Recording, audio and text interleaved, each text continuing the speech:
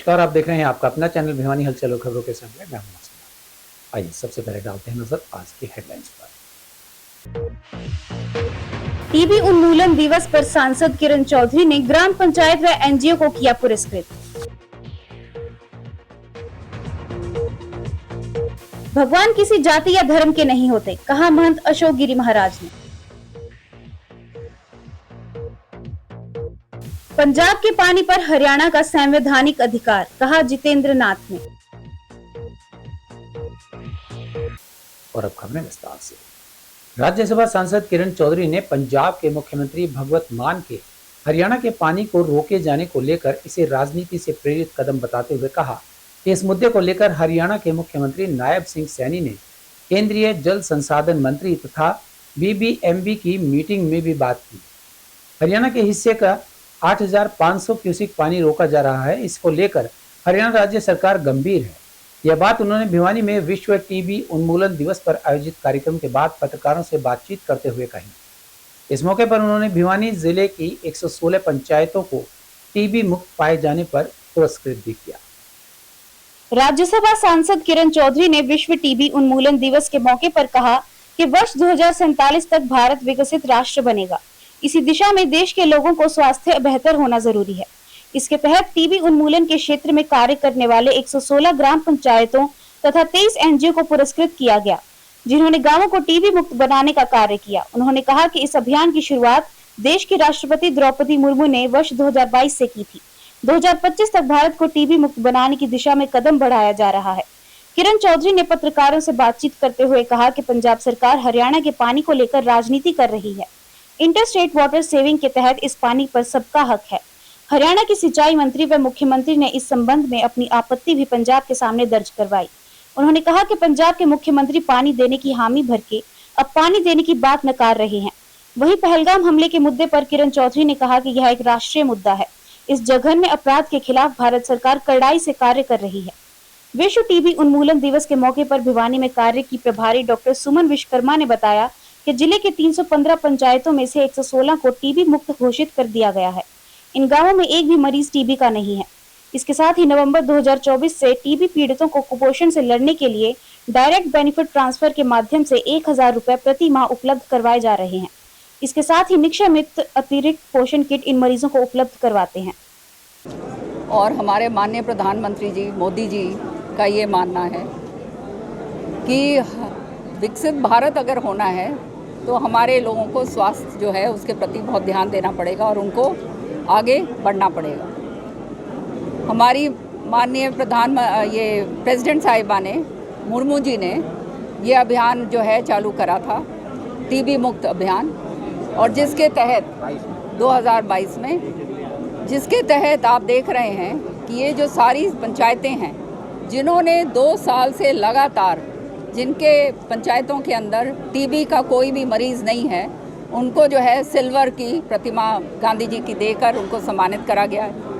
और बाकी जो हैं जो 1 साल से जो लगे हुए हैं और उनके गांव के अंदर टीबी मुक्त हो गए हैं, तो उनको भी जो है पूरी तरह से ब्रॉन्ज की प्रतिमा देकर उनको सम्मानित करा गया है। ये सम्मान जो है, ये सम्मान इसलिए दिया जाता है ताकि उनका योगदान जो है वो सबको पता चले कि कितना काम ये जो है हमारे सरपंच लोग कर रहे हैं। और आप समझ सकते हो कि जैसे मैंने कहा, सरपंच जो हैं वो हमारी रीढ़ की हड्डी हैं और ये चुने हुए नुमाइंदे हैं, और जो ये काम अपने इलाके के अंदर अपने गांव में कर सकते हैं, वो जो है वो उसी से जो है गांव आगे बढ़ सकता है। तो बहुत ही सराहनीय काम करा है। सारे सरपंचों को आज जो सम्मानित करा गया है, चाहे सोसाइटीज़ जिनको करा गया है, उनको मैं बहुत बहुत बधाई देती हूँ। और मेरा ये मानना है कि आने वाले समय में हमारा ज़िला जो है सबसे अव्वल उसके ऊपर रहकर पूरी तरह से टीबी मुक्त होगा। आज जो हमारा कार्यक्रम था वो जो टीबी मुक्त पंचायत अभियान जो शुरू किया गया था 2023 से, उसके संदर्भ में था। और उसमें हमारे जो ज़िले के अंदर 312 गांव टोटल हैं, तो 312 में से 116 गांव हैं जो कि टीबी मुक्त उनको का क्राइटेरिया के अनुसार पाया गया और उसके अनुसार उनको सर्टिफिकेट दिया गया है। ये सर्टिफिकेट 2 कैटेगरी में दिया गया। ये 2023 से शुरू था, तो जो पंचायतें 2023 में भी टीबी फ्री का सर्टिफिकेट प्राप्त किया था और उन्होंने अपना स्टेटस जो है वो 2024 में भी मेंटेन किया, यानी वो 2 साल तक लगातार उन मापदंडों पे खरी उतरी हैं। उन सब पंचायतों को हमने सिल्वर कैटेगरी में डाला गया और जो पंचायतें 2024 में पहली बार टीबी मुक्त के मापदंडों को पार कर पाई हैं तो उनको हमने ब्रॉन्ज कैटेगरी में दिया। तो हमारा ये उद्देश्य है, आप सभी को पता होगा कि भारत सरकार ने डिसाइड किया है कि 2025 तक हम टीबी मुक्त भारत करेंगे। तो उसी संदर्भ में हम छोटी छोटी इकाइयों से शुरू किया है। तो अब हमने 312 में से 116 किया है। तो मेरा आपके माध्यम से सभी ग्राम पंचायतों, हर एक व्यक्ति को ये हमारा संदेश है कि वो जन जन की भागीदारी के बगैर हमारा जो टीबी मुक्त भारत का सपना है वो पूरा नहीं हो सकता। टीबी को रोकथाम के लिए बेसिक क्या की पॉइंट है जो आप पब्लिक को बताना चाहते हैं? बेसिक पॉइंट ये है कि अगर 2 हफ्ते से ज़्यादा खांसी है ना तो हमें वेट नहीं करना, हमें तुरंत जांच करना। जन जन की भागीदारी का भी यही है कि लोग अपने आप को भेदभाव ना समझे। स्टिग्मा और डिस्क्रिमिनेशन होता है ना, लोग सोचते हैं कि मेरे को टीबी हो गई, किसी को पता लग गया तो लोग मुझसे बात करना छोड़ देंगे, मेरे पास घर में आना छोड़ देंगे। तो उस स्टिग्मा को ख़त्म करने के लिए हम सभी लोगों को इन्वॉल्व करना चाहते हैं और ये संदेश मैं देना चाहती हूँ कि अगर 2 हफ्ते से ज़्यादा खांसी आपको लगती है तो आप टीबी की जाँच करने में झिझके नहीं, तुरंत अपनी जांच कराएं, क्योंकि कोई भी घाव अगर छोटा होता है तो वो जल्दी बढ़ता है। तो अगर छोटी बीमारी जल्दी पकड़ी जाएगी तो उसका इलाज 90% 100% सक्सेसफुल होता है। मैं सुरेंद्र सब्बरवाल, संस्थापक पालेराम चैरिटेबल ट्रस्ट। आज विश्व टीबी निषेध दिवस है, उसके उपलक्ष्य में हमारे को निक्षय मित्र बनाया गया था। उस उपलक्ष्य में हमारे को सम्मानित किया गया है। निक्षय मित्र वो होते हैं जो टीबी की दवाइयाँ लेते हैं सिविल हॉस्पिटल से, उनको दवाई दी जाती है फ्री। दवाइयों के साथ साथ एक पोषण किट भी दी जाती है। पोषण किट उपलब्ध करवाने के लिए हमारे पास फ़ोन आए थे सिविल हॉस्पिटल से कि भी आप अपनी एनजीओ की तरफ से मदद करना चाहते हो तो कर सकते हो। दवाइयों के साथ साथ पोषण किट की, पोषण आहार की बहुत ज़्यादा ज़रूरत होती है। उसके रिगार्डिंग हम अपनी तरफ से, एनजीओ की तरफ से जो हमारे से बन पड़ता है, हम 5 या 6 के लगभग पेशेंट अडॉप्ट किए हुए हैं। हम उनकी टाइम टू टाइम जब भी कॉल आती है हम उनकी मुहैया करवाते हैं। वो उसी मुहिम के तहत हमारे को आज यहाँ सम्मानित किया गया है। सामान्य हॉस्पिटल द्वारा जो टीबी उन्मूलन पे एक कार्यक्रम चलाया जाता है, जिसमें टीबी के जो मरीज होते हैं उनको एक फूड किट दी जाती है, जो हमारी संस्था जैसे भिवानी के द्वारा रोगियों को निःशुल्क दी गई है। और इसमें हमारे पास अपने सीएमओ साहब का निवेदन था कि भाई आप इसमें, आपकी संस्था बहुत सामाजिक कार्य करती हैं, आप टीबी उन्मूलन में भी हमारा सहयोग करें। तो हमारी संस्था पिछले 6 महीने से टीबी उन्मूलन के मरीजों को एक किट देकर, पोषण किट देकर कार्य कर रही है। और आज बहुत अच्छा लगा, माननीय मंत्री जी जो हमारे राज्यसभा सांसद हैं, उन्होंने हमारी टीम को सम्मानित किया है। और इसमें उपायुक्त महोदय भी और सीएमओ साहब ने हमारी टीम को बहुत बहुत बधाइयाँ भी दी और शुभकामनाएं भी दी हैं। और बोला है कि आप इस तरह भविष्य में इस तरह की कार्यक्रम हम करते रहें और उनका आशीर्वाद और शुभकामनाएं हमारे को इस तरह मिलती रही। मेरा नाम राजेश कुमार काम जरवाई, सरपंच प्रतिनिधि। हमारा गांव टीबी मुक्त हो गया है, इसलिए हमें ये पुरस्कार मिला है। जो पहले टीबी के मरीज थे उनकी अच्छे से देखभाल की, उनको ठीक किया, मोटिव किया। और आज हमारे गांव में कोई भी टीबी का मरीज नहीं है। इसलिए सांसद माननीय किरण चौधरी जी ने यहाँ पर पुरस्कृत किया। हम उनके तहे दिल से धन्यवाद करते हैं। 2 दिवसीय भगवान परशुराम जन्मोत्सव पर भगवान परशुराम मंदिर में श्रद्धा से कार्यक्रम का आयोजन किया गया। कार्यक्रम की शुरुआत भगवान परशुराम की प्रतिमा को पंचामृत और गंगाजल से स्नान करवाकर की गई। इस दौरान भगवान को नवीन वस्त्र और जनेऊ धारण करवाया गया। यह आयोजन सिद्धपीठ बाबा जहरगिरी आश्रम के श्री महंत डॉक्टर अशोक गिरी महाराज, उनके शिष्यों और वेद पाठी पंडितों द्वारा मंत्रोच्चारण के बीच संपन्न हुआ। वस्त्र धारण के बाद मंदिर परिसर में महाआरती और स्तुति का आयोजन किया गया, जिसमें सैकड़ों श्रद्धालुओं ने भाग लिया। 2 दिवसीय भगवान परशुराम के जन्मोत्सव कार्यक्रम में सिद्धपीठ बाबा जहरगिरी आश्रम के महंत डॉक्टर अशोक गिरी महाराज ने कहा कि भगवान किसी एक जाति या धर्म के नहीं होते, बल्कि वे संपूर्ण समाज के लिए पूजनीय होते हैं।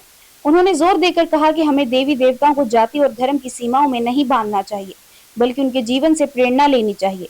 उन्होंने कहा कि भगवान परशुराम का धरती पर अवतरण अधर्म और अन्याय के विनाश के लिए हुआ था। उन्होंने बुराइयों को समाप्त कर एक आदर्श समाज की स्थापना की थी। आज के समय भी उनके सिद्धांत और जीवन मूल्य हमारे लिए मार्गदर्शक हैं। हमें उनके आदर्शों को अपनाकर समाज में समरसता और सद्भाव फैलाने का कार्य करना चाहिए। मधुरा मंगला छोटी काशी के इस महम द्वार पर भगवान परशुराम जन्मोत्सव बड़े धूमधाम से मनाया गया। इसमें वैदिक परंपरा द्वारा द्विज ब्राह्मणों ने अभिषेक, अर्चन, पूजा, इसमें षोडशोपचार पूजन किया गया। साथ में सभी भक्तों ने भगवान से प्रार्थना की कि उनका पुण्य का अक्षर रहे, उनकी बुद्धि का अक्षर रहे और जो उनके अवगुण है उनका क्षय हो। भगवान परशुराम हमें एक सूत्र बांधते हैं जिनकी भावना की राष्ट्र के लिए सर्वोपन करना और माँ बाप की जो माँ का जो या पिता माता पिता चक्रमत भयो नमा कि पिता का और जो वाक्य है और जो माँ की जो सेवा है वो हमें सदैव करनी चाहिए। तो आज हमारे लिए राष्ट्रपिता है और माँ हमारा सम्राज्ञी जो हमारी संस्कृति है उसके रक्षण के लिए हम तत्पर हैं। यही भगवान परशुराम का संदेश रहा है। जैसे कि बुराइयां पैदा हो रही हैं, काम क्रोध मोह लोभ इस प्रकार के यही तो अवगुण है। इनका ही अवगुणों का क्षय हो, इनका क्षय हो और दिव्य बुद्धि का, विवेक का, ज्ञान का, मति का, गुण का, धर्म का, इनका क्षय होना चाहिए। बच्चों को आज के दिन वैदिक ज्ञान या जो भी उनकी ज्ञान परिपाटी है, सीबीएसई बोर्ड हो या हरियाणा बोर्ड हो, वो आज के दिन विशेष पूजा उपासना की जाती है कि इसमें आप चंद्रमा के सानिध्य में रह के अपना अध्ययन प्रारंभ करें। वैदिक परंपरा में भी आज के दिन और एक पूर्णिमा के दिवस पे ही अध्यापन प्रारंभ होता है। तो आज के दिन अगर हम अध्यापन प्रारंभ करते हैं, अध्ययन प्रारंभ करते हैं, बच्चों को अगर शिक्षा देते हैं तो उसका अक्षय ही बना रहता है। एसवाईएल नहर के मुद्दे पर लंबे समय से संघर्ष कर रहे सामाजिक कार्यकर्ता जितेंद्र नाथ ने कहा है कि पंजाब की यह भूल है कि वह हरियाणा को उसके हिस्से का पानी नहीं देगा। उन्होंने कहा कि पानी पर हरियाणा का संवैधानिक अधिकार है और पंजाब उसे नहीं रोक सकता। उन्होंने पंजाब के मुख्यमंत्री द्वारा हाल ही में दिए गए बयानों को बचकाना और असंवैधानिक बताया। उन्होंने चेतावनी देते हुए कहा कि पंजाब के मुख्यमंत्री को इस प्रकार की ओछी राजनीति से ऊपर उठकर राष्ट्रीय हित में सोचने की जरूरत है। सामाजिक कार्यकर्ता जितेंद्र नाथ ने कहा कि हरियाणा ने पानी के लिए वैकल्पिक रास्ता तैयार कर लिया है और यदि पंजाब पानी रोकता भी है तो हरियाणा को हिमाचल के रास्ते से उसका हिस्सा मिल सकता है।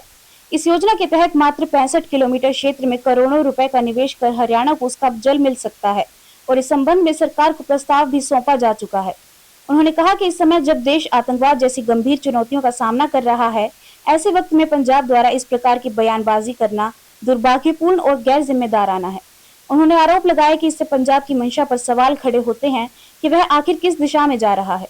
जितेंद्र नाथ ने यह भी कहा कि प्रधानमंत्री नरेंद्र मोदी द्वारा पाकिस्तान जाने वाले भारत के पानी को रोकने का निर्णय ऐतिहासिक रहा है। इससे न केवल देश की जल सुरक्षा मजबूत होगी बल्कि किसानों और आम जनता को भी बड़ा लाभ मिलेगा। उन्होंने इस कदम को देश की आत्मनिर्भरता की दिशा में एक बड़ा कदम बताया। उन्होंने कहा कि हरियाणा अपने जल अधिकार के लिए हर स्तर पर लड़ाई जारी रखेगा और किसी भी हाल में अपने हिस्से का पानी प्राप्त करके रहेगा। वो कल पंजाब ने जैसे हमारा पानी रोक दिया, जिससे कि हमें करीब 5000 क्यूसेक पानी का नुकसान हो गया और जो ये पानी भाखड़ा मेन लाइन से 1954 से हरियाणा प्रदेश को मिल रहा है इलाके में। हमें जो अलॉट हो रहा है 9000 क्यूसेक पानी था, उसमें से इन्होंने रोकने का काम किया। एक तो इस विषय में हमने आपसे बैठक की आज की बताना चाह रहे हैं। दूसरा, जो पहलगांव में वाक़या हुआ वो बहुत ही दुखद है। उसमें भारत सरकार ने जो फैसला लिया, सिंधु जल समझौता जो 1960 में हुआ था, वो समझौता को अनिश्चित काल के लिए स्थगित कर दिया। वो ज़रूरी भी था। वो समझौता भारत के लिए बहुत ही हानिकारक रहा, जिसमें कुल जो आज का अवेलेबल वाटर है, पानी है, उसका हमें केवल 19% पानी मिला हुआ है, जबकि भारत का हक बनता है 42%। अब हमारे पास बेहतरीन मौका है उस चीज़ को, ताकि हम अपने हिस्से का पानी जो हिंदुस्तान का जो बनता है वो पानी को हम लें। अब सरकार ने जो फैसला किया है, हम सरकार के साथ है, सरकार का धन्यवाद करते हैं इस बात के लिए। जो पंजाब ने पानी रोका है, उस पानी को पंजाब के पास कोई अधिकार नहीं है रोकने का, क्योंकि ये 3 स्टेटों का फैसला है, पानी है ये, जिसमें राजस्थान में जाता है भाखड़ा मेन लाइन में से, पंजाब को मिलता है और हरियाणा को मिलता है और दिल्ली को भी जाता है। ये 472 क्यूसेक पानी दिल्ली में जाता है, नरवाना ब्रांच से, और आगे जाता है पानी। तो ये जो पानी है पंजाब को कंट्रोल पंजाब के पास नहीं है, इसका भाखड़ा ब्यास मैनेजमेंट बोर्ड के पास है। और जो एग्रीमेंट हो चुका था पंजाब और हरियाणा का जो स्टेट बनी थी, तो उस टाइम ये एग्रीमेंट हुआ था कि ये फैसला जो हरियाणा के हिस्से का पानी है वो Bhakra best management board Bhakra Nangal complex से जो जो स्टेट है जिसका हक बनता है उनको रिलीज करेगा। तो पंजाब का इस पे कोई अधिकार नहीं है, हम इसकी घोर निंदा करते हैं।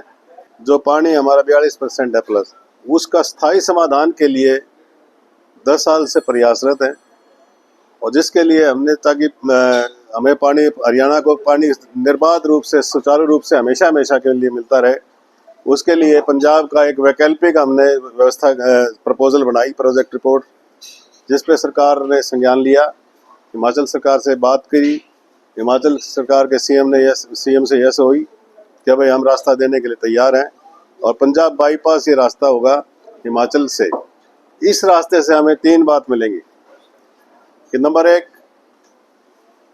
जो SOIL रावी ब्यास का सरप्लस पानी था हरियाणा का, जो 1955 में डिक्लेयर हमें मिला था, यानी कि 1955 में पेप्सू स्टेट होती थी, जिसमें पेप्सू में हमारा महेंद्रगढ़, लोहारू और ये जींद और ये सारा इलाका जो आता था, इसको अलॉट हुआ था 1955 के समझौते में 29 जनवरी 1955 में। तो वो पंजाब ने 1956 में पेप्सू को मर्ज कर दिया और उस पानी को यूटिलाइज करने के लिए अपने इलाके में ले गए वो। तो वो पानी, हमारे इलाके का पानी 1955 में मिला था हमें। इस पानी को लाने के लिए SYL वाया हिमाचल जो हमने प्रोजेक्ट रिपोर्ट बनाई है, वो वाजिब है और उसी रास्ते से आ सकता है पानी। और अब चलते चलते अंतर्राष्ट्रीय मजदूर दिवस या मई दिन मनाने की शुरुआत 1 मई 1886 से मानी जाती है, जब अमेरिका की मजदूर यूनियनों ने काम का समय 8 घंटे से अधिक न रखे जाने के लिए हड़ताल की थी। इस हड़ताल के समय शिकागो की हे मार्केट में बम धमाका हुआ था। यह बम किसने फेंका, किसी का कोई पता नहीं। इसके निष्कर्ष के तौर पर पुलिस ने श्रमिकों पर गोली चला दी और 7 श्रमिक मारे गए। भरोसेमंद गवाहों ने तस्दीक की कि पिस्तौलों की सभी फ्लैश गली के केंद्र की तरफ से आई, जहां पुलिस खड़ी थी, और भीड़ की तरफ से एक भी फ्लैश नहीं आई। इस घटना के 3 साल बाद 1889 में अंतर्राष्ट्रीय समाजवादी सम्मेलन का आयोजन हुआ, जिसमें हर मजदूर की प्रतिदिन कार्य अवधि 8 घंटे तय कर दी गई। वहीं 1 मई को मजदूर दिवस के तौर पर मनाने का फैसला लिया गया।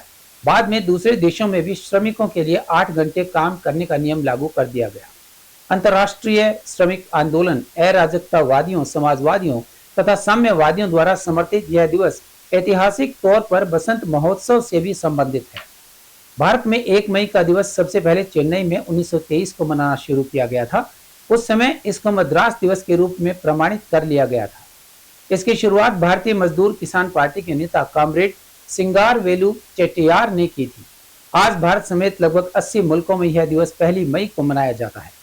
मजदूर दिवस राष्ट्रों की सरकारों और संस्थाओं को यह याद दिलाता है कि समाज का विकास तभी संभव है जब श्रमिक सुरक्षित और सम्मानित हों। और अब जाने से पहले एक नजर आज की हेडलाइंस पर। टीबी उन्मूलन दिवस पर सांसद किरण चौधरी ने ग्राम पंचायत व NGO को किया पुरस्कृत। भगवान किसी जाति या धर्म के नहीं होते, कहा महंत अशोक गिरी महाराज ने।